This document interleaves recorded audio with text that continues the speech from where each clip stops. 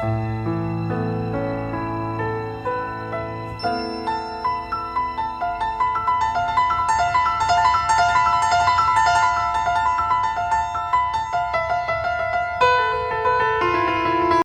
um livro chamado Filho de Deus, é de Joana de Ângeles, e é um presente do Nobre Espírito, acredito eu, para todos nós. E a mensagem inicial desse livro ela é muito bacana e casa muito bem com o que eu ouvi no início, quando eu entrei na sala. A mensagem chama-se Um Recanto Seguro. Vamos lá. Ouçamos. Há em cada criatura um recanto seguro para falar com ou escutar Deus. Uma paisagem desértica, um jardim florido, um córrego em festa, um amanhecer risonho, tarde chuvosa, uma canção ao longe, um rosto de criança, um campo bucólico, alguém em sofrimento. A glória de um amanhecer, a policromia de uma pintura, uma frase da Bíblia, uma conversação edificante, um relato comovedor, um gesto de sacrifício, uma oração. Há em toda criatura um recurso seguro, que se alcança através de algum desses convites naturais onde se sente, se fala, se ouve Deus. E o seu amor está mais próximo dessa forma, a experiência é mais envolvente. Entramos em nosso lar, em nosso íntimo, esse espaço, esse recanto seguro para falar contigo, Senhor. Uma vez que nos reunimos em teu nome, em nome de Jesus, para analisarmos as obras desse Espírito, em particular este que fala das alterações do mundo psíquico das criaturas em conflito profundo, que rogamos a proteção e o amparo,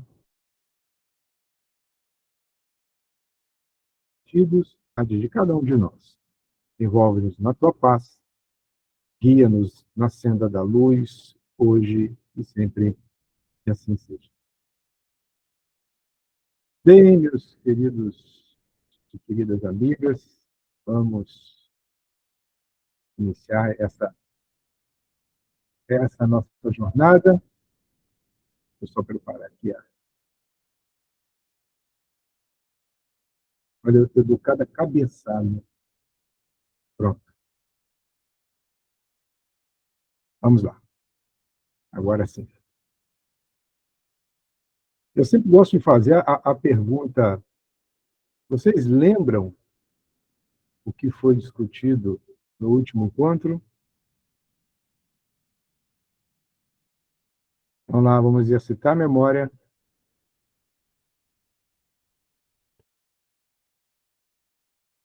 Alguém lembra?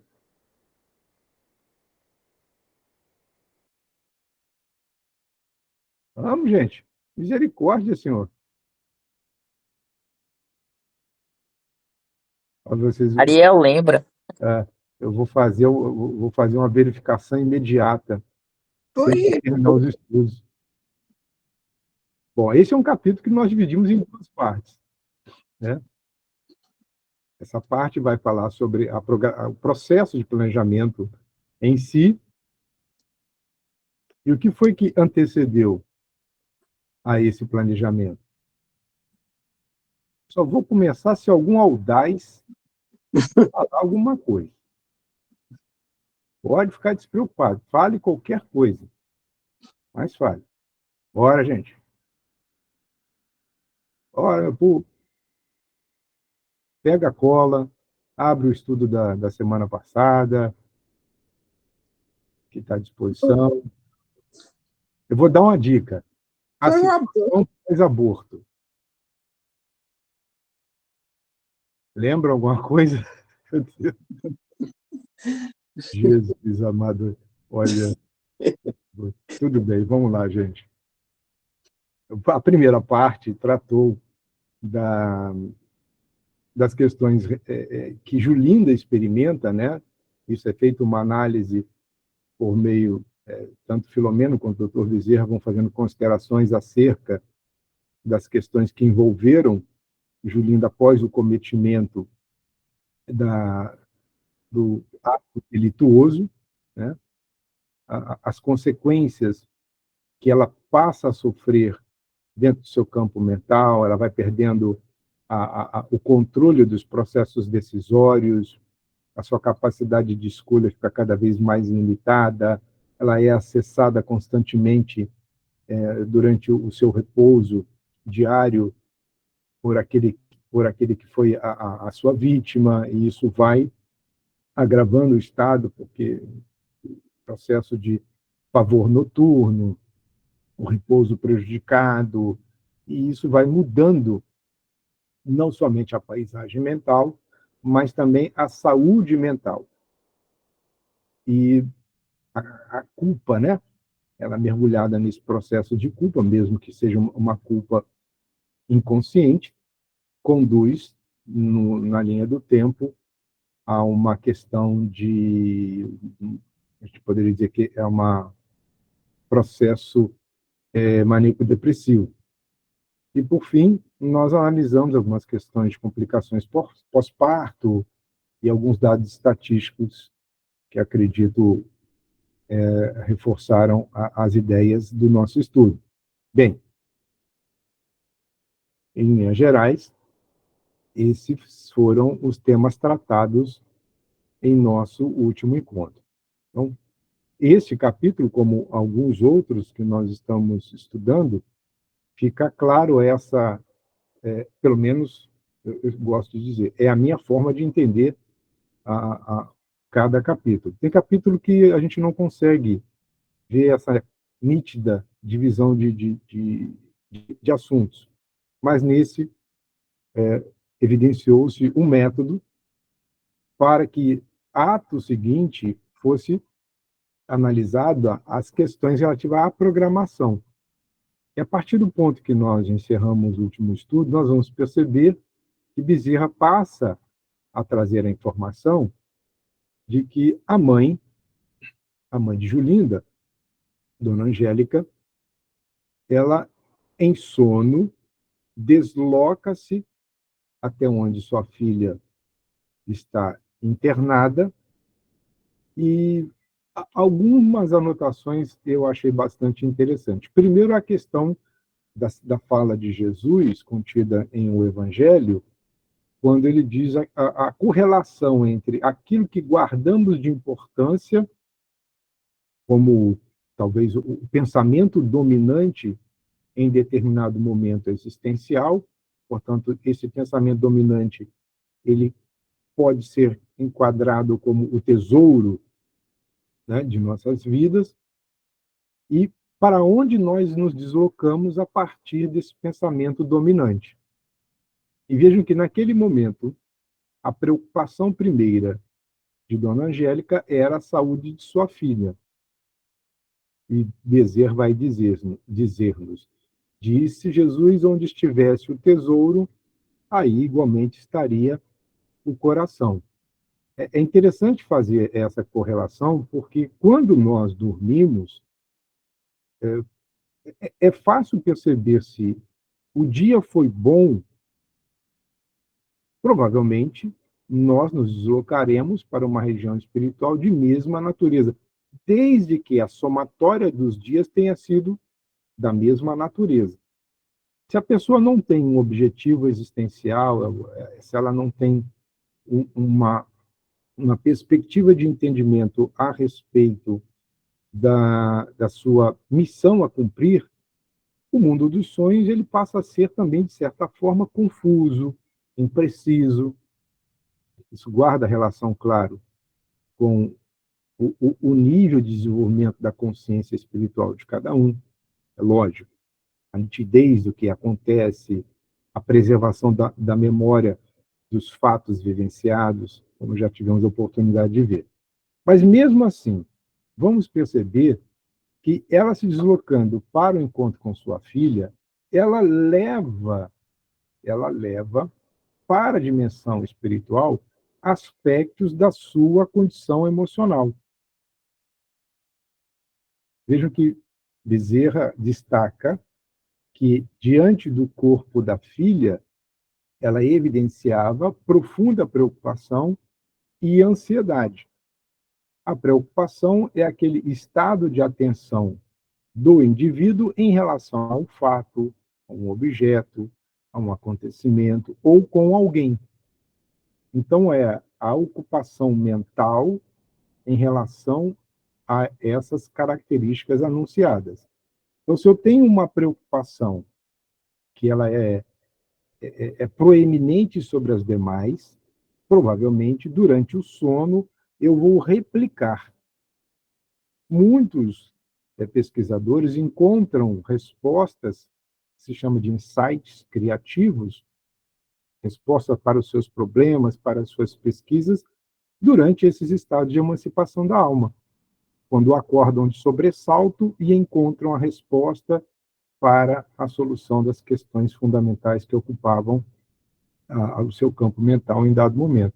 Mas veja, a ansiedade é aquela, vamos dizer assim, perturbação no campo da emoção com relação à incerteza sobre o futuro.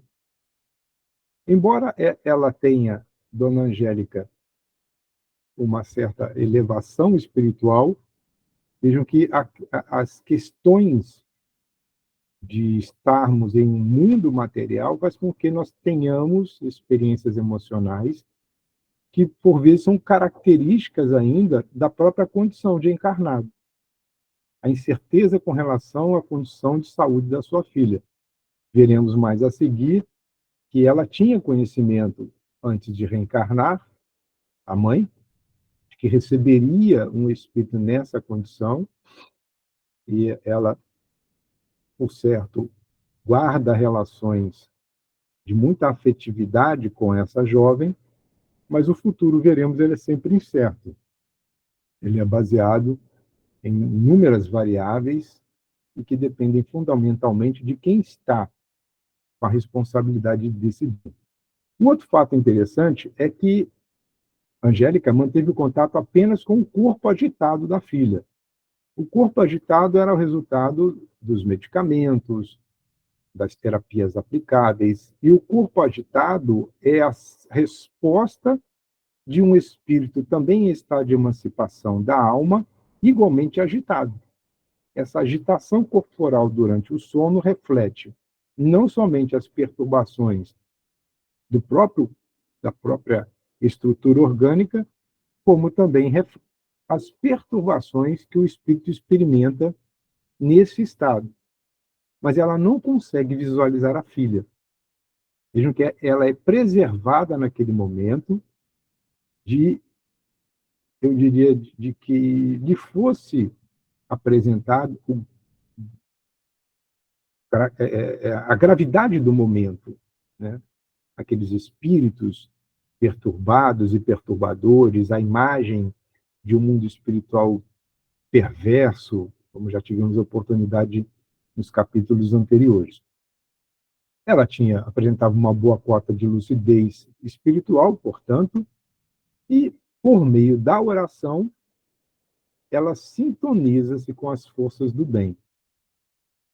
Que veremos mais a seguir no final do capítulo, este fator de, olha que interessante, na dimensão espiritual, ela permanecia em estado oracional.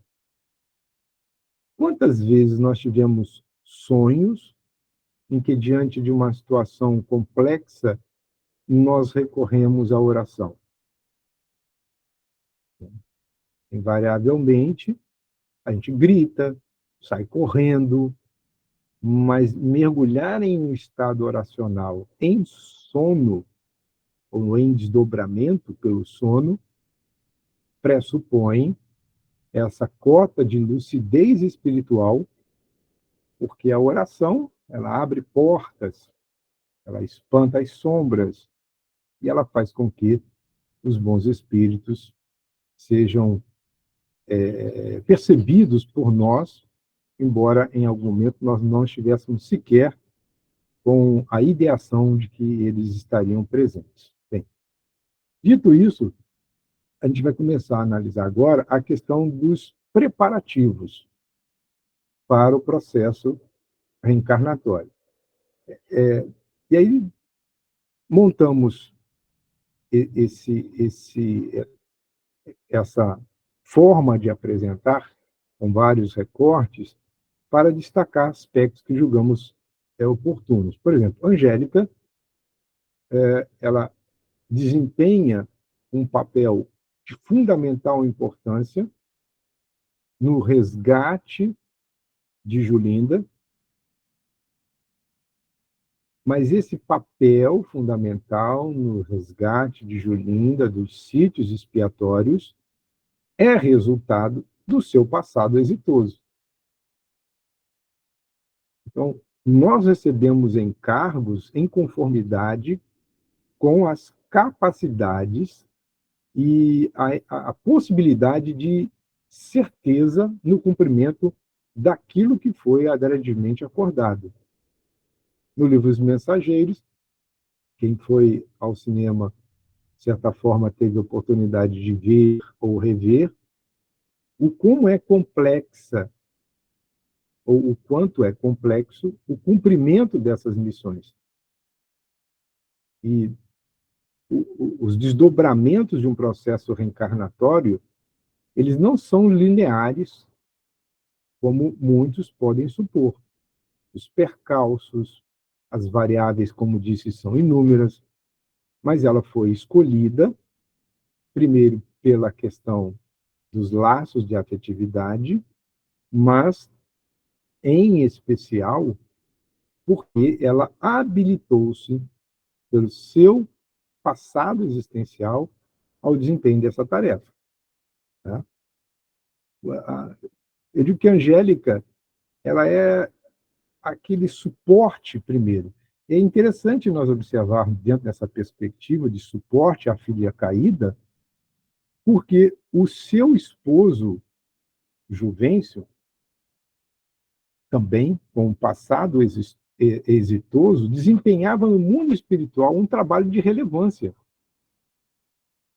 Então, excelentes serviços prestados na espiritualidade, desempenhando papel em em um hospital, ou uma colônia, ou em um ambiente para o tratamento de graves deformidades no corpo espiritual de suicidas, daqueles que maceraram os seus corpos quando ainda em vida e retornam em situação lamentável para a dimensão espiritual.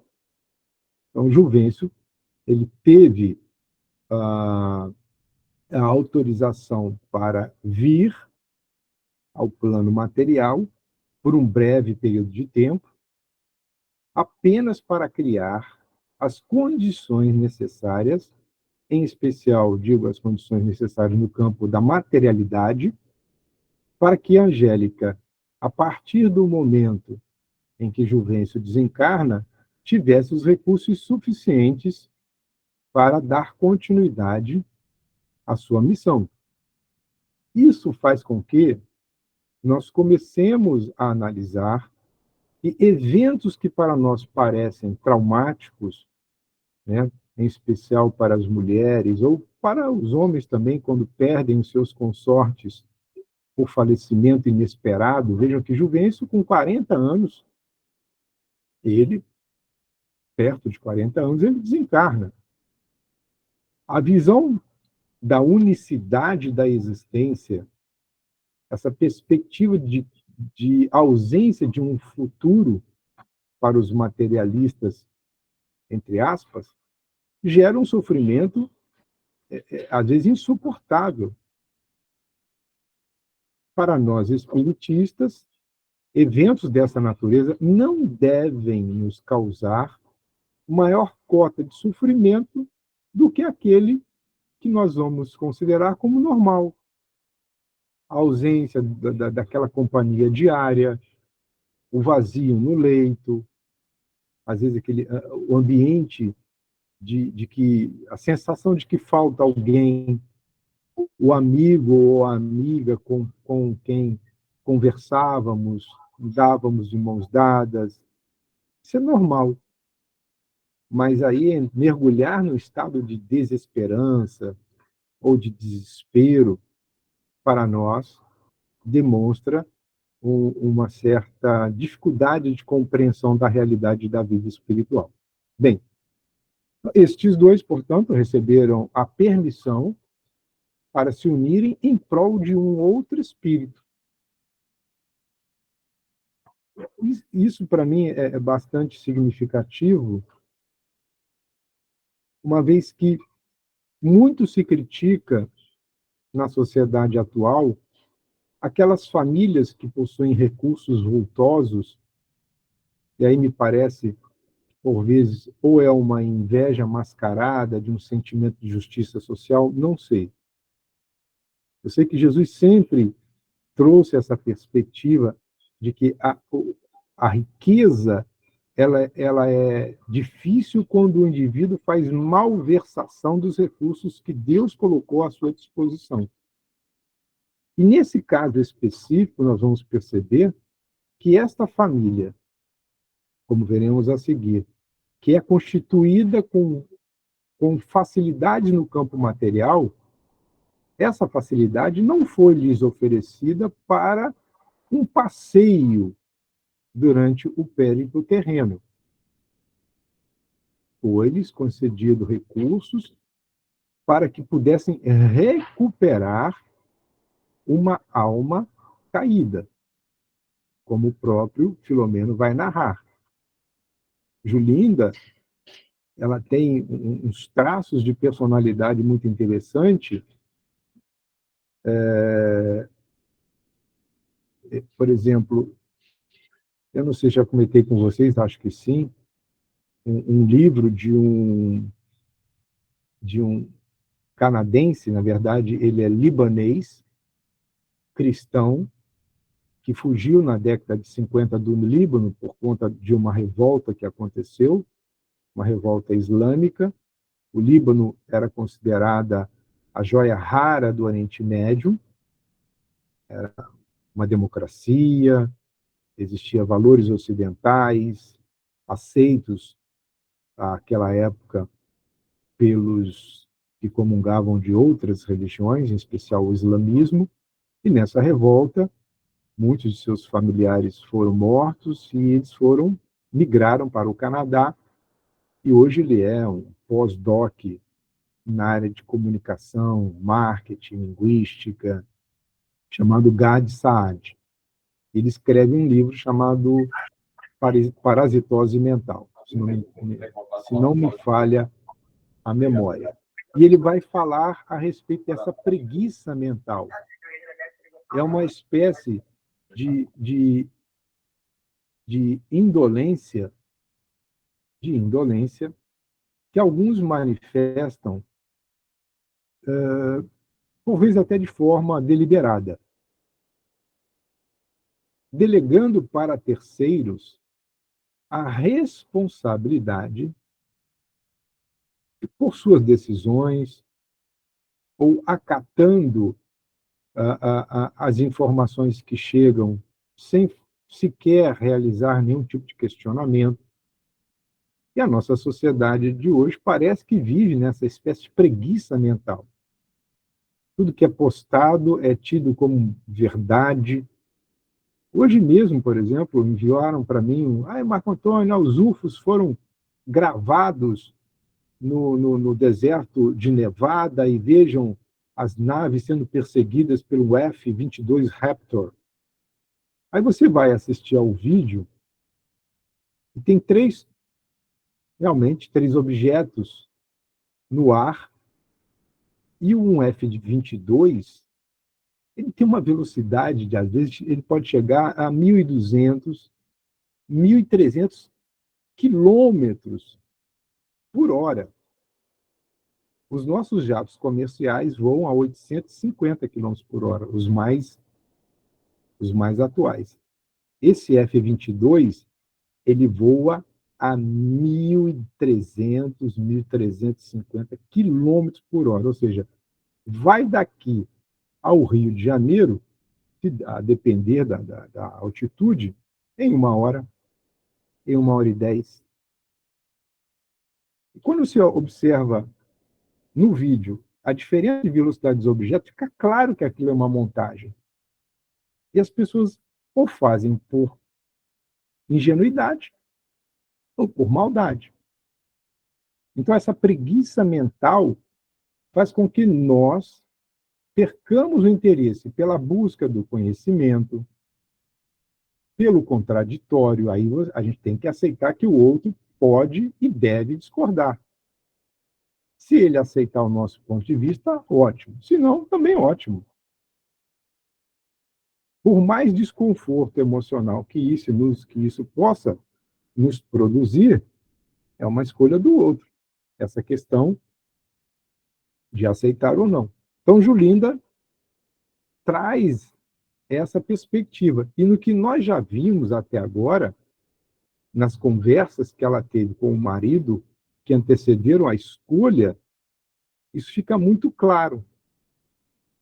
Essa preguiça mental de raciocinar, porque lhe foram oferecidos pelo marido argumentações a respeito de técnicas que garantiriam a Julinda a recuperação da forma física após o período gestacional.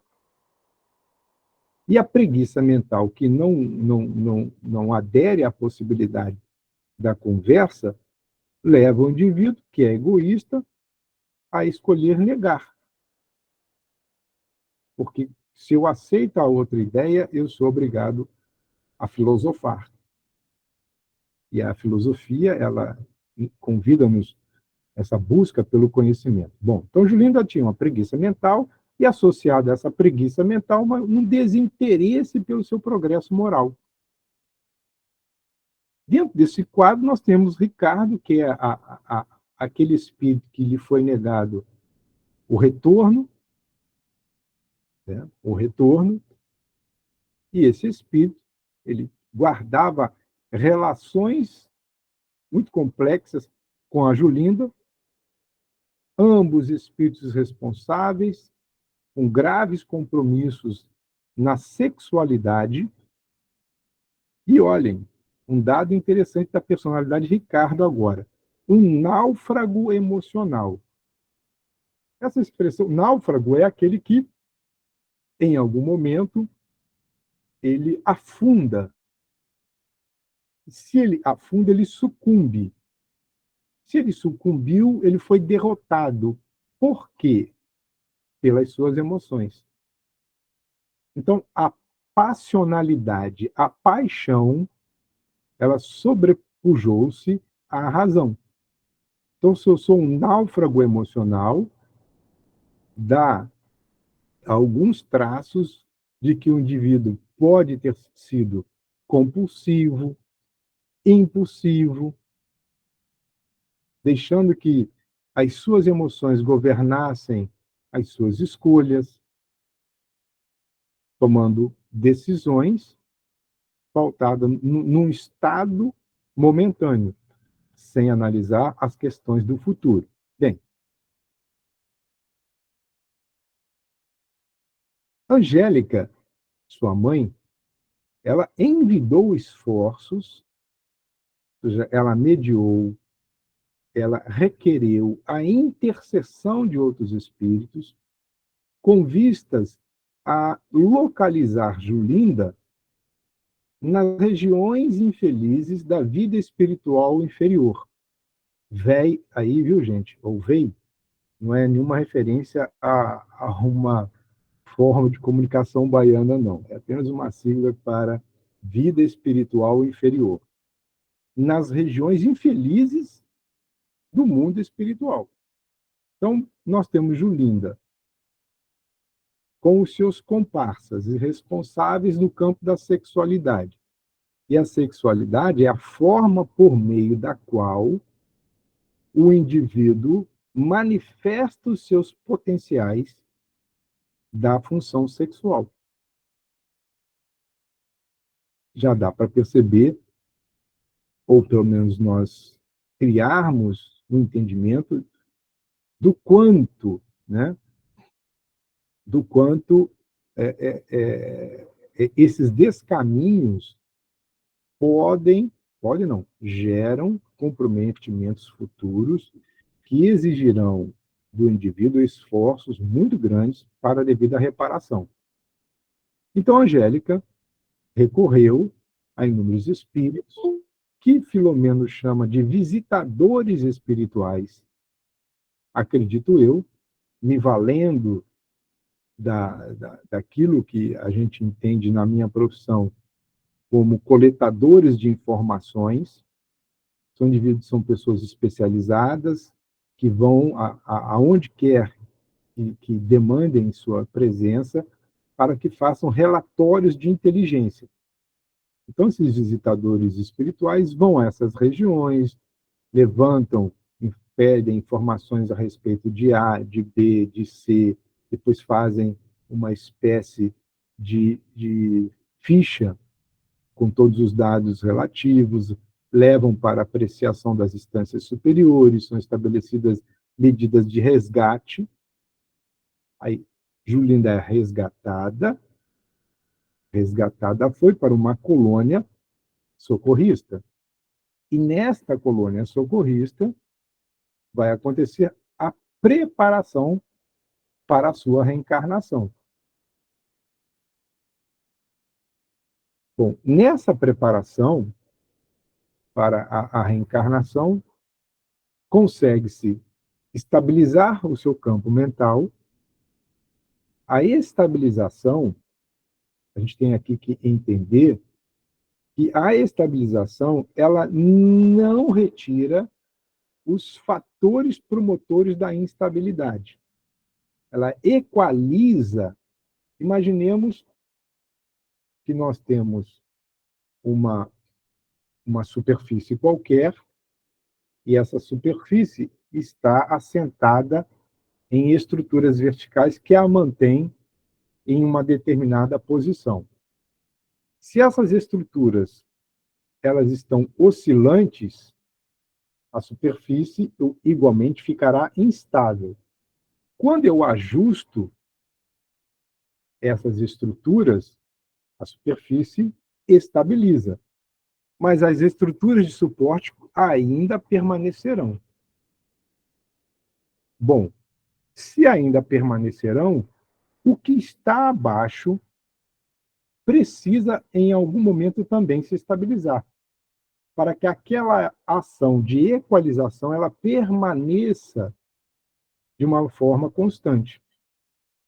Por isso que a preparação para a reencarnação de Julinda, embora o campo mental de Julinda tenha sido estabilizado, não conseguiu impedir a atuação nas engrenagens sutis do corpo espiritual.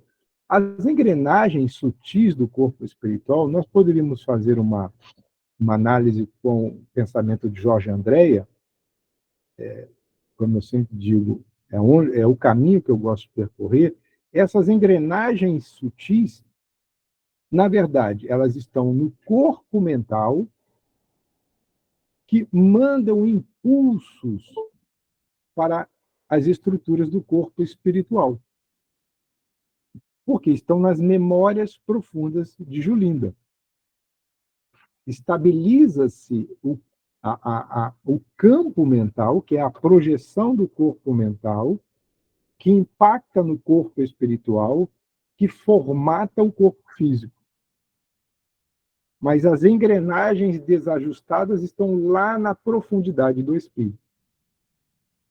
E quando fatores do meio começam a incidir sobre o espírito, essas memórias, elas começam, uma vez agora, a serem ativadas, produzindo comportamentos que precisam ser retificados na etapa atual.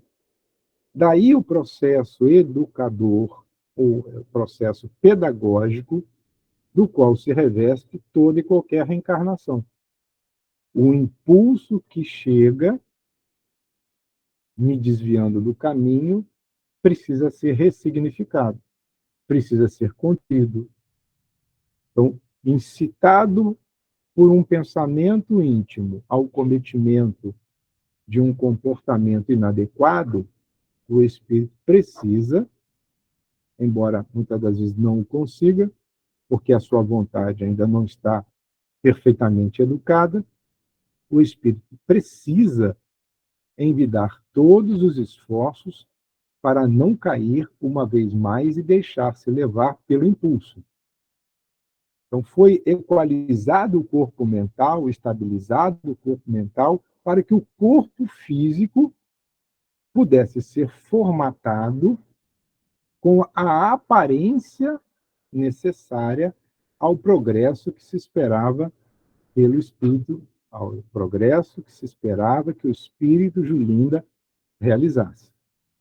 Bom, mas esse campo mental estabilizado não é suficientemente capaz de alterar essas engrenagens profundas que estão lá no corpo mental que impacta no corpo espiritual. É bem complexo, Gleice, imagina. É muito. E essa é apenas uma forma de entendimento de minha parte. Bem, vejamos. A maioria de nós não consegue perceber, embora existam vários tipos de reencarnação, existe a reencarnação compulsória, existe as reencarnações que são programadas, existem vários níveis de programação. Existe uma programação que impõe o indivíduo às condições, existe a programação da qual o reencarnante participa das discussões para que não somente o corpo, mas sobre as questões da, das missões a serem desempenhadas. A compulsória é o processo reencarnatório que ele ocorre por um automatismo da lei. A reencarnação é uma lei, independe da religião. Embora com um certo desconforto, porque eu ainda não refleti muito a respeito disso, então o que eu vou dizer aqui fica aberto a pensamentos diferentes. Se é uma lei, a reencarnação ela independe da moral. Embora a reencarnação realizada por um indivíduo moralizado, ela tende a ser melhor aproveitada.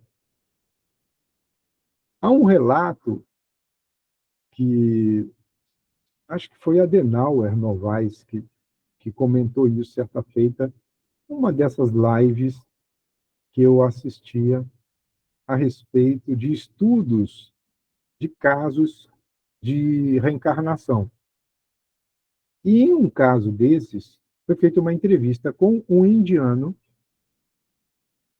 Ele volta a uma nova experiência com uma das mãos, um dos braços deformados, uma anomalia congênita, e essa anomalia congênita é o resultado do assassinato que ele cometeu para com a sua esposa anterior.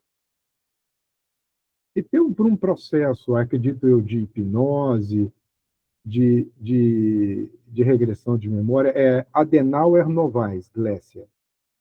Adenauer Novaes. Então, por um processo de hipnose, o terapeuta, agora eu não me lembro se na época da pesquisa foi o Dr. Ian Stevenson que fez essa pesquisa, ou se é um pesquisador mais atual. Então, já vou dizendo aqui que pode guardar determinada imprecisão. Durante a entrevista, que acredito por um processo de hipnose, ele reconhece o ato praticado, ele reconheceu o crime cometido, a correlação com a sua anomalia de nascença, portanto, um processo era irreversível, mas o mais interessante, o pesquisador lhe pergunta, depois de, olha, nós encontramos essa informação a respeito do seu passado. Se fosse hoje, diante do que você descobriu, você seria capaz de matar a sua atual esposa? E ele responde: se ela cometer o mesmo desatino, eu mato. Então, vejam, o indivíduo comete um crime, reencarna com as marcas no corpo, no novo corpo, as marcas correspondentes ao crime praticado, lhe é esclarecido e, mesmo assim, diz que eu mato. Então, provavelmente, se ele, provavelmente, agora aqui é prospecção de minha parte, ele, se só tem um braço, ele mata com o braço que tem, pode ser que na próxima reencarnação nem com o braço ele venha. Aí eu me recordo de uma história narrada em um desses contos de Chico Xavier, em que existia uma criança, ainda em talvez entre 4 e 5 anos, que ela não tinha as pernas, não tinha os braços, era cega, surda e muda. E a mãe vai levar o caso a Chico Xavier, pode ter algumas imprecisões na minha recuperação sobre o fato, de que a criança estava rastejando pelo chão com direção à porta de casa, a porta do fundo. E no fundo da residência existia um rio. E a mãe não conseguia entender o que estava acontecendo. Foi analisado o caso e a mãe explicou: olha, essa criança ela é um suicida reincidente. Nas últimas, eu vou aqui, eu não me lembro o número de reencarnações sucessivas, ela vem fugindo da vida pelo processo do suicídio. Já tentou todas as possibilidades e agora está perto de um rio. Então, inconscientemente, ela está jogando o seu corpo, usando os recursos que dispõe, para, uma vez mais, fugir da vida, sem da vida conseguir fugir. Então, veja o quanto é complexo um processo reencarnatório. É realmente é o que a gente vai dizer-nos. Uma reencarnação, por mais dolorosa e uma situação corporal menos expressiva, né, para observadores apressados, porque às vezes a gente olha assim, coitado, fulano, ele é coberto de chagas, são inúmeras anomalias, as deformidades. Esses processos resultam de cuidadoso trabalho, labor, em que se programam diretrizes, tomam-se providências várias com objetivos superiores. Então, quando a gente olha para nós, e aqui a perspectiva do olhar está relacionado não à visão que os órgãos do sentido favorecem, mas a prospecção íntima de cada um de nós, é preciso que reconheçamos que, se estamos reencarnados, é porque alguém se preocupou conosco. Alguém investiu tempo para que aqui nós estivéssemos. Então, é preciso. Aí eu vou falar para mim. Às vezes eu fico me questionando. Eu devo estar envergonhando alguém. Porque há momentos em que, dada ainda a condição de imperfeição que eu me considero estagiar, eu fico envergonhado de alguns comportamentos. Mas eu tenho feito esforços para não replicar ou para diminuir a intensidade, até que um dia, talvez algumas encarnações para frente, já estejamos todos nós numa condição melhor. Ressalva: os resultados, porém, vejam, há um planejamento, uma turma se reúne, vejam os esforços que foram empreendidos para a Julinda reencarnar. Estava lá numa maloca, né? Exatamente, Joselito, se a gente fosse anjo, não estaríamos aqui, com certeza. Então, Julinda estava lá numa maloca do plano espiritual inferior e foi localizada. Porque espíritos mergulharam nessas regiões, demandaram tempo para encontrá-la, depois estabeleceram diretrizes para o resgate, né? A Legião dos Servos de Maria, que vão às regiões dos suicidas para recambiá-los para um processo reencarnatório. E eu fico impressionado quando ouço apologia ao aborto. É, com a última explicação que apresentaram, e foi uma fala muito infeliz, porque ela está carregada de um viés materialista e, infelizmente, ideológico, em que a pessoa que utilizou-se deste entendimento demonstra estar desajustada em relação a si mesma, ao afirmar que um feto, por não sentir dor, não é considerado um feto, mas sim uma criatura humana em estado potencial. Bom, isso é de uma insensatez filosófica.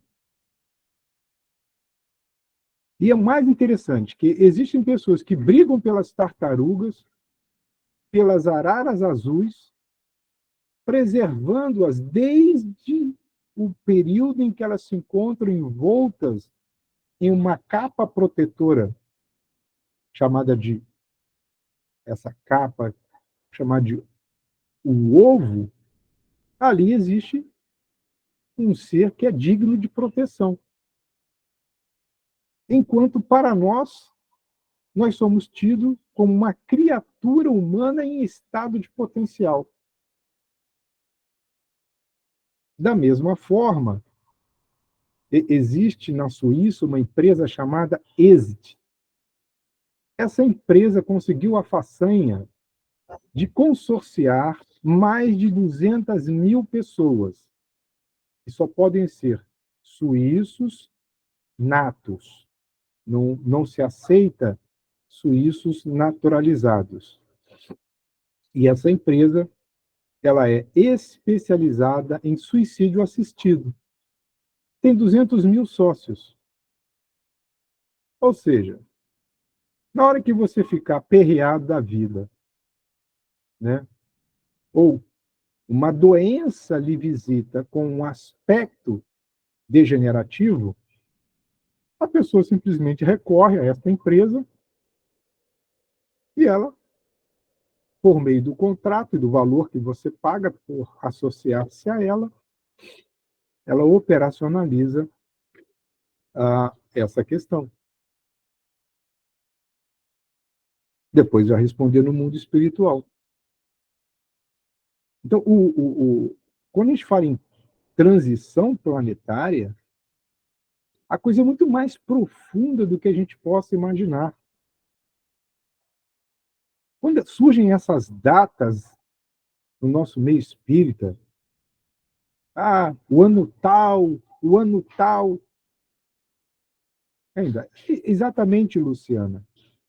A eutanásia, dentro dessa perspectiva, é o tal é um nome bonito para o suicídio assistido. A eutanásia mascara essa perspectiva, porque o suicida, quando ele se arroja num ato de violência contra a própria vida, via de regra, ou ele está num paroxismo psíquico ou em grave processo obsessivo. Agora, quando o indivíduo toma a decisão num estado pleno de consciência, apenas porque não quer enfrentar, na justiça divina tem os fatores atenuantes e os fatores agravantes. Nós estamos aqui estabelecendo critério de julgamento porque não tenho condições de mensurar o sofrimento de qualquer pessoa. Mas sempre há fatores atenuantes e fatores agravantes em qualquer ato que venhamos a praticar. Então, embora todo esse planejamento, os resultados vão depender de cada candidato. E fica claro que Julinda teve um investimento altíssimo e mesmo diante de alguns fatores que transcendem o nascimento, porque o processo reencarnatório ele apenas inicia na concepção. Vai até o momento em que nós retornamos à pátria espiritual. Pode ser que nós caiamos inúmeras vezes, mas se também façamos o movimento de soerguimento inúmeras vezes. Isso tudo faz parte do aprendizado do espírito. Mas se eu cair e este tombo, esta queda produziu efeitos negativos em outras pessoas, eu vou ter que reajustar em algum momento. Se não nessa, em uma existência futura. E aí fica para nós algumas considerações importantíssimas. Aqueles que se consideram e se afirmam abandonados pelo Senhor, invariavelmente refletem a ignorância ou a ingratidão. Nenhum de nós tem o direito de afirmar que foi esquecido por Deus. Às vezes, eu ouço assim: ah, eu estou trabalhando na causa do Cristo. Ótimo. Ah, os espíritos que estão seguindo-me ou me infringindo o sofrimento é porque eles odeiam a Jesus. Não necessariamente. Em primeiro lugar, eles odeiam o indivíduo que está sendo perseguido. Nos processos obsessivos, há espíritos que sequer ouviram falar de Jesus. Os que combatem a causa são espíritos muito inteligentes. Podem estar por detrás, mas não são os agentes perturbadores da nossa paz. Esses que estão no entorno de nós são aqueles a quem nós prejudicamos. E se o processo é doloroso, é porque o que eu fiz foi grave.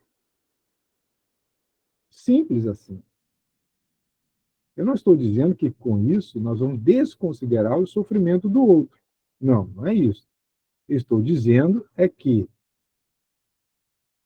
se o processo é doloroso e a lei é de justiça, eu tenho que entender que ninguém sofre sem que haja dado causa ao sofrimento. Se não nesta, em encarnação passada. E se, ao passarmos por eventos dessa natureza, afirmarmos isso, abandono, não, eu posso estar sozinho no mundo, mas jamais abandonado por Deus. É uma outra perspectiva. E vamos ver que, olha só, uma programação de tal natureza movimenta expressivo número de criaturas em ambos os lados da vida, recorrendo-se a providências diversas para que o objetivo final seja atingido. O alvo era Julinda. Quantos espíritos participaram desse processo? Angélica, Juvencio, os visitadores, os programadores na colônia espiritual. Vários foram aqueles que participaram. Por isso que no livro Os Mensageiros, pelo menos naquela época, o número de espíritos exitosos ou completistas eram poucos. Acredito que, eu espero, né, que se existe algum instituto de pesquisa no mundo espiritual, a próxima notícia que venhamos a receber seja um pouco mais favorável. Embora, no livro Tormentos da Obsessão, Filomeno nos diz que os espíritas ainda desencarnam muito mal. Então, a gente precisa... Tem espaço de melhora aí, e muito. Aí vem, uma vez mais, o reforço. No entanto, embora o expressivo número de espíritos envolvidos, todo o planejamento feito, no entanto, as paixões inferiores muito arraigadas nos espíritos que não lutam afanosamente pelo desobrigar-se, põem a perder. Eu não me... Alguém, por favor, se puder, faz aí a pesquisa, a questão do Livro dos Espíritos, que fala a respeito da vontade. Né? Poucos esforços, ou a vontade que estamos aplicando para evitar o cometimento de um desatino, ainda está sendo insuficiente. E esforço, a palavra esforço significa dispêndio de energia. Mas como a questão é de natureza moral, esse dispêndio de energia é quanto de energia psíquica eu emprego ou eu gasto para realizar ou para manter um estado de atenção que me possibilite o entendimento de que eu estou distanciando da lei ou alinhado com a lei. Então, a vontade vigilante permite-nos justamente vencer as paixões inferiores. E elas surgem como forma de compulsão, impulsão. Então, essas paixões inferiores põem, não raramente, a perder todo esse grande esforço, complicando a própria situação. E aí o indivíduo, lá na frente, fica reclamando da sorte. E como é que o indivíduo vai reclamar da sorte diante da informação que temos? A gente fica, caramba, veja só, quantas pessoas investiram para que eu nascesse? Quantas pessoas visitam-me ou visitam-nos durante o sono? Quantas reuniões tivemos na dimensão espiritual alertando-nos? Em quantas doutrinárias parece-me que aquele tema foi escolhido para mim? E aí a gente se encanta no momento e volta para o mundo, né? E no mundo nós somos consumidos, tragados pelas questões do dia a dia. É aquele lampejo de consciência se apaga imediatamente após a saída de qualquer ambiente em que nós buscamos a transcendência. Aí Filomeno Bezerra faz uma pausa e começa a apresentar um panorama geral de tudo isso. Então, nós abordamos a questão do planejamento, Juvencio vem na frente, como falamos, ele reencarna em uma família com recursos, e esses recursos tinham a escolha, era uma família com a qual ele possuía laços, exatamente, estar no mundo sem ser do mundo. Então, Juvencio tinha laços de afetividade com essa família, ela aceita recebê-lo. Vejam, imaginemos que aceita recebê-lo, já sabendo que ele iria permanecer por pouco tempo. Então, não somente a esposa sofre com o seu retorno, mas os seus pais, se ainda, né, fossem vivos àquela época, igualmente sofreriam. Então, é tudo muito bem arranjado. E os recursos tinham uma finalidade. Não eram recursos para que o indivíduo ficasse o ano todo viajando de lá para cá, daqui para lá, conhecendo parques temáticos, praias paradisíacas, em que pese a sua relevância em momentos de lazer. Bem, 5 anos depois, reencarna Angélica. Da mesma forma, embora não há sinais de que a família de Angélica fosse financeiramente afortunada, era uma família digna e trabalhadora. Ele vem 5 anos antes e a gente começa a entender que essa antecipação significa que, pelo menos eu entendo assim, o prazo para o encontro dessas almas, Juvencio já estaria, de certa forma, com os pré-requisitos para o casamento. Uma condição financeira estabilizada, o dar as condições para o provimento das necessidades do lar. Isso traz para a mulher uma certa tranquilidade quanto ao futuro. E isso ocorre, né, para Juvencio aos 27 anos e para Angélica aos 22.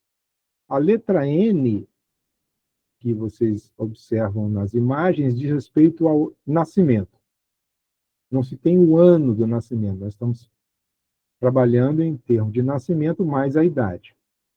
Então, um casal com uma diferença de 5 anos de idade. 2 anos depois do casamento, nasce Julinda. Vejam que a mãe com 24 e agora Juvencio com 29 anos. Já maduros, família estabelecida, financeiramente estabilizados. Então, o olhar para as famílias, ele precisa ser, vamos dizer assim, afastado dessas questões política-ideológicas. Então, essa família tem recursos e eu não tenho. Aí é o vizinho, eu vou ficar com inveja.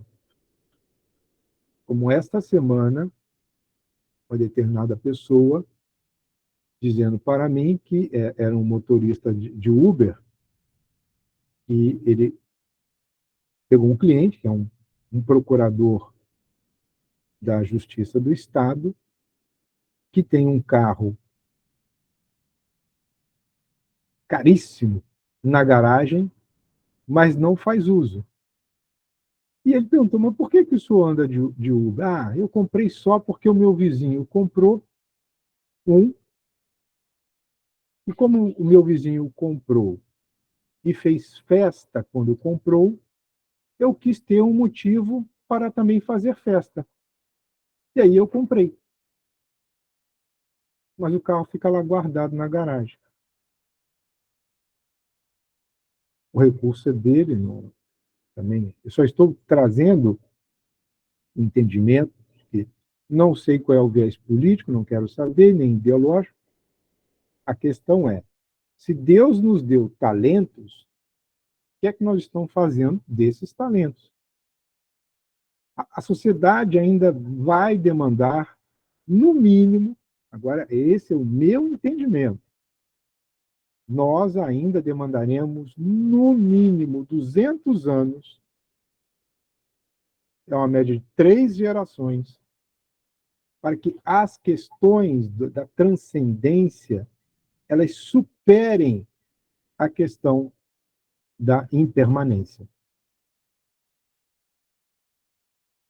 Então, nós estamos, ainda tem coisa para acontecer. Depois que as coisas acontecerem e chocarem a muitos, aí nós vamos começar. Aí, quando eu falo nós, no sentido de nós, coletividade humana, isso está aumentando, mas não vai ser em 30 anos que nós veremos a, a regeneração efetivamente instalada na face da Terra. Bom, então Julinda constituiu-se, a partir do nascimento, um instrumento de dor. Ela passou por um processo de adaptação penosa ao corpo. Nós sabemos que durante a concepção, lembram das engrenagens desarticuladas do corpo espiritual? Então, há um certo descompasso de profundidade impactando no corpo em formação. Como o corpo em formação precisava ter uma certa forma externa que escondesse as mazelas interior para um processo de aceitação social. Imagina o trabalho que deu para manter aquele corpo bem formado. Isso produz, penso eu, essa dificuldade de adaptação. E na primeira infância, Bezerra vai dizer que Julinda passou por processos de insônia, pesadelos noturnos ou pavor noturno, apresentou distúrbios do comportamento. Esses distúrbios do comportamento são os mais variados. Alguns podem caracterizar-se por isolamento, agressividade, insensibilidade, como já vi, por exemplo, crianças que chutam animais, maltratam os pets. Se não tem uma ação da família para educar essa criança, isso não é um comportamento esperado. Mas o mais interessante é que no terceiro ano de vida ela começa a manifestar disritmia cerebral. A disritmia cerebral é o mesmo que epilepsia. E é o resultado de uma espécie de curto-circuito ou um ritmo fora da normalidade das ondas mentais ou do processo de transferência dos impulsos nervosos em torno do córtex cerebral. Nós estudamos isso, foi no livro, acho que foi no livro Grilhões Partidos, na nossa 10ª aula. Não sei se foi o 10º capítulo, agora não me lembro. Mas tem lá um capítulo chamado Epilepsia. Voltem, se assim o desejarem, no site que nos hospeda, lá de Chique Chique. Marcos Paulo aqui é o nosso suporte. Poderão recuperar lá o estudo dessa obra no capítulo Epilepsia. Então, essa disritmia cerebral já sinalizava algo de profundidade do espírito. Bom, o tempo passa e aos 39 anos, portanto, Juvencio, vitimado por uma parada cardíaca, retorna à dimensão espiritual. Bom, aos 39 anos de idade, nós vamos perceber que Julinda estava caminhando ali pelos 10 anos, no início da sua fase pré-adolescente. A pré-adolescência na mulher, ela tem características específicas da transformação corporal, resultante da mudança na produção de hormônios. A glândula pineal, ela, como veladora do sexo, como está bem descrito por André Luiz na obra Missionários da Luz, imagine-se que a glândula pineal de Julinda, ao realizar esse trabalho de liberação dos hormônios relacionados à função genésica, o quanto não foi necessário, da parte de sua mãe Angélica, estabelecer limites. E é justamente isso que nós vamos perceber. Não faltaram a Julinda, portanto, testemunhos de amor e de dignificação humana.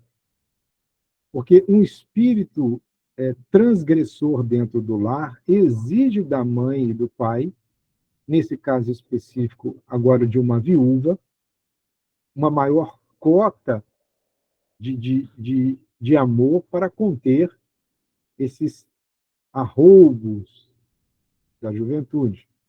Da mesma forma, não lhe foi negada a orientação religiosa enobrecida e jamais faltou-lhe uma assistência educacional.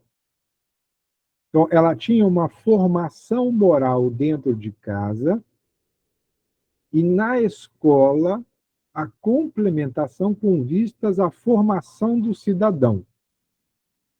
A sociedade atual parece que, em alguns casos, quer terceirizar para a escola a função que compete aos pais. Não vai dar certo. Olha o que nós estamos encontrando nas escolas. Uma família, em especial foi a filha de uma determinada família, postou em sua rede social a menina reclamando que queria mudar de escola, porque, segundo a nova grade curricular, ela era obrigada a ter aulas de receitas culinárias, a outra matéria, o que rola por aí, quando ela queria aprender ciências físicas, ciências biológicas, filosofia, sociologia, e uma matéria era o que rola por aí. Eu não sei o que passa assim, na cabeça das pessoas para discutir isso. Mas, enfim, a escola é o ambiente de formação do cidadão. A moralização do ser é dentro do lar. Lar desestruturado, cidadão descompensado. Salvo raríssimas exceções, como acontecem, por certo, espíritos nobres que reencarnam em famílias que estão passando por dificuldades existenciais, e essas crianças, mesmo em tenra idade, conseguem ser o ponto de equilíbrio, chamando a atenção de pai, de mãe, em relação aos compromissos que têm que honrar. Bem, nós vamos perceber, portanto, que é Dona Angélica agora com 49 anos e Julinda nos seus 25, essa é a estimativa, vai ocorrer a prática do aborto, em que pesem todos esses esforços. E vejam que, mesmo a contributo de uma vontade muito firme, né, e de decisão, eu me recordo, eu não sei quem contou essa história, eu não vou citar a pessoa, é um espírita famoso. Diz que a filha, certa feita, porque ele não autorizou-a a ir a uma festa à noite em São Paulo, ela se tranca no banheiro do imóvel e diz que ia se matar. E aí, pacientemente, falou: oh, minha filha, escolha sua. Bom, mas você não vai. A hora é inconveniente, o local da festa não é seguro, então, para preservá-la, você não vai. E a menina, que eu vou me matar. Ele ficou com o coração apertado, mas o tempo todo em oração. Depois a criança saiu, a adolescente, conversou, pediu desculpas. Dizer não é um baita desafio, mas há momentos que precisa ser dito. Em especial, nesta fase, depois que completa 18 anos, é o que eu sempre digo: olha, você já é grande o suficiente para ser senhor das suas decisões. Eu não iria, mas eu não vou brigar. Se você escolher por ir, vá e depois escolha o resultado das suas escolhas. Ponto. Se for, eu vou ficar em casa orando. O máximo que vai acontecer é eu não dormir esperando o retorno. Mas vai prender uma pessoa dentro de casa depois dos 20, com 30 anos, vai dizer que você não vai? Não, não perca o meu tempo, que aí Deus te abençoe. Então, com todo esse processo, ainda foi encaminhada a um matrimônio digno, com espírito afeto, portanto, vejam bem, o espírito que é o marido de Julinda não caiu de paraquedas na vida dela. Também foi alvo de preparação para que partilhasse com Julinda dessa experiência. Isso fica claro no capítulo que estudamos, onde ocorre a primeira cisão deste casal. Então, há todo um investimento. Então, depois dessa jornada de recuperação de eventos, de datas, de períodos, volta-se a atenção para Angélica, que estava ali em desdobramento pelo sono, orando por sua filha, e Bezerra diz: olha, o resto, tudo mais já sabemos. Ele se aproxima de Angélica, que estava em oração, e toca-lhe o centro cerebral, como despertando-a para a percepção mais ampla. Olha que interessante, um toque. É como se deslocasse a atenção dela daquele momento de preocupação com a filha e ela pudesse perceber que a oração dela foi ouvida. O centro cerebral ele está diretamente ligado à glândula pineal, portanto, tem uma forte atuação no nosso córtex pré-frontal, é a área mais nobre do cérebro, é a área em que ocorrem os processos decisórios, as análises, é uma área muito racional, faz as escolhas, controle do impulso da emoção. Eu tenho refletido a esse respeito, penso eu, com base no que eu tenho lido, há duas áreas são muito acionadas pelos espíritos obsessores. Em especial, uma delas é esse córtex pré-frontal. Quando eu perco a minha habilidade em decidir, eu passo a ser joguete de uma vontade que se impõe à minha. Então, há uma terceirização. Então, é como se eu fosse deslocado e eu cedesse essa estrutura decisória para uma outra instância. Isso já vai ocorrer lá a partir dos processos de fascinação, nos processos de subjugação, e outro é a região vamos chamar primeiro cérebro, a região do cérebro primário, onde estão as nossas reações instintivas, os movimentos. Então, há muitas ações, movimentos mesmo, ações praticadas pelas nossas mãos, em que, sob o impulso de uma vontade, eu não quero fazer, mas eu sou compelido a. Então, na subjugação, esse domínio que os espíritos alcançam envolve as estruturas físicas que são utilizadas pelo reencarnado para o exercício da sua vontade. Como ele não tem vontade, os obsessores se assenhoram dessas áreas. Então, esse toque que Bezerra dá no centro cerebral desperta, e ela observa que esses nobres espíritos estavam ao seu redor. Né? Ela recobra a plenitude da lucidez. Por que a plenitude? Ela estava lúcida, mas focada na filha. O toque lhe chama a atenção para essa perspectiva mais transcendente. E diante daquele estado de ansiedade, de preocupação profunda, Bezerra vai dizer para Angélica: confiemos em Jesus e entreguemos-lhe nossos destinos, embora sem paralisarmos as mãos na ociosidade, nem o coração no enregelar dos sentimentos.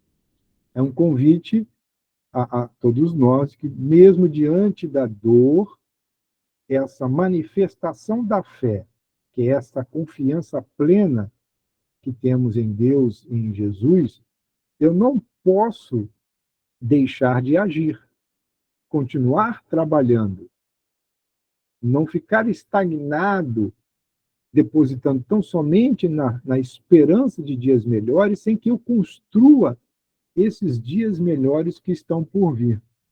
E nem tampouco descurar da qualidade dos nossos sentimentos. Foram essas as nossas considerações, abrindo espaço aí para alguma pergunta. Vamos ver se tem aqui no chat do estudo, já que é uma questão de, de aula gravada, né? Ah, vamos ver aqui algumas considerações. Tem aqui: assistia a um espírita falar sobre a perda, e essa pessoa dizia como o espírita também pode sofrer e sentir saudades. Lógico, isso é normal. Eu sempre penso como lidarei com esse momento. Ninguém sabe como vai reagir a esse momento. Os meus pais, quando desencarnaram, a minha mãe, quando eu viajei, durante o voo, eu recebi um processo. Não foi intuitivo, foi um aviso: olha, você vai chegar lá e ela vai morrer. Só que eu cheguei, ela estava bem. Eu falei, mas ela está bem. Só que quando ela falou assim: meu filho, eu preciso descansar. Ela nunca tinha dito isso para mim, nunca. Eu estou muito cansada. Eu fiz a leitura. Então, mãe, eu vou embora, eu vou para casa, direto para o hospital. E ela estava super bem. De madrugada eu recebo a ligação. Eu ainda cheguei no hospital com o médico tentando fazer os processos de manobra cardíaca, com disparo de, eu não sei como é que chama, é um equipamento que dá o choque elétrico para ver se dá o impulso para a recuperação dos batimentos cardíacos. E o mais interessante é que a minha mãe, naquele momento, ela desencarna e no ambiente ao lado, era dentro de um centro cirúrgico, ela tinha sido deslocada para o centro cirúrgico, estava nascendo uma criança. um parto estava sendo realizado. E o médico estava em pranto, porque me pediam desculpas, porque não tinha conseguido. Foi, doutor, fique tranquilo, a vida ela é cíclica.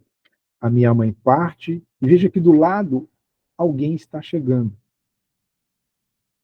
Eu confesso que eu não sei de onde eu tirei tanta força, mas o sofrimento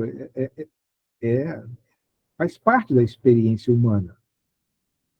Mas o sofrer com resignação dá fortaleza para o espírito. Então, é dentro dessa perspectiva de que a gente precisa encarar os eventos da vida com o olhar de espírita, ou digo, o olhar espiritual sobre o fato. Acho que esse é o caminho. Enfim, acho que eu me alonguei demais em uma questão pessoal, peço desculpas, mas apenas